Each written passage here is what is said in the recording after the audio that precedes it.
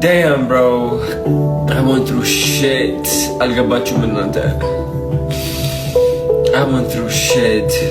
በጣም በርካታ ሰዎች ይህንን ቪዲዮ እየተቀባበሉት ይገኛሉ። ይሄ ቪዲዮ ቢያንስ ከ6 ወር በፊት የተለቀቀ ቪዲዮ ነው። አዶናይ ካናዳ በነበረበት ሰዓት ላይ ተቸግሮ እያለቀሰ በጣም ብዙ መከራ ውስጥ እንዳለፈና ብዙ ነገር እያሳለፈ እንደነበረ ሲያወራበት የነበረ ቪዲዮ እንጂ አሁን ላይ በተፈጠረው ማለትም በጆን ዳንኤል እና በጃኒ መካከል በተፈጠረው ነገር እያለቀሰ አይደለም። በጣም በርካታ ሰዎች አሁን እያለቀሰ ያለው በሁለቱ ልጆች ጉዳይ አድርገው ፖስት እያደረጉት ይገኛሉ እና አንዳንድ ጊዜ እንደዚህ አይነት ቪዲዮዎችን ስታዩ መቼ ተለቀቀ፣ ለምን ተለቀቀ፣ ማን ለቀቀው የሚለውን ነገር አጣርታችሁ ብትመለከቱ የተሻለ ይመስለኛል።